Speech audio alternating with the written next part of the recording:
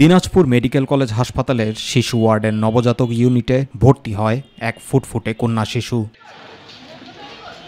ভর্তি করাতে আসা এক দম্পতি নিজেদের পরিচয় দেন শিশুটির নানা নানি হিসেবে। মাকে আনতে গিয়ে আর ফিরে আসেননি তারা, ফেলে যান সদ্যজাত শিশুটিকে। মেলে একটি চিরকুটও।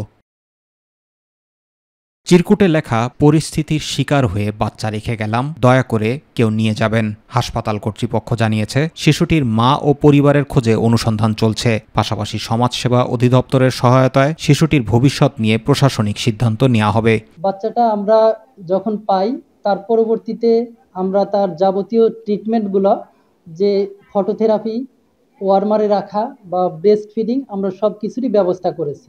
এরই মধ্যে হাসপাতাল কর্তৃপক্ষের সঙ্গে যোগাযোগ করেছেন কমপক্ষে 2 শতাধিক মানুষ, যাদের মধ্যে রয়েছেন চিকিৎসক, ইঞ্জিনিয়ার, নার্স, ব্যবসায়ী সহ সন্তানহীন পরিবার, যারা এই শিশুটিকে দত্তক নিতে আগ্রহ প্রকাশ করেছেন। আমার মামাতো ভাই এবং তাদের কোনো সন্তান, নিঃসন্তান, তারা নিঃসন্তান দম্পতি, তাদের কোনো সন্তান হবে না।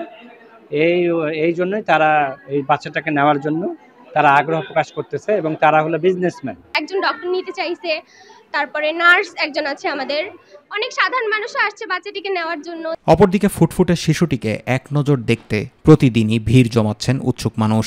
বাচ্চাটা অনেক কিউট, অনেক সুন্দর, এই দেখে আমরা চলে আসছি। এখন দেখতে দিচ্ছে না, ভিতরে ডাক্তার স্যারেরা সবাই বসে আছে। যে কোনো একটা ভালো ফ্যামিলিতে বাচ্চাটা দেওয়ার চেষ্টা করবেন, নাহলে বাচ্চাটার ভবিষ্যৎ খারাপ হবে।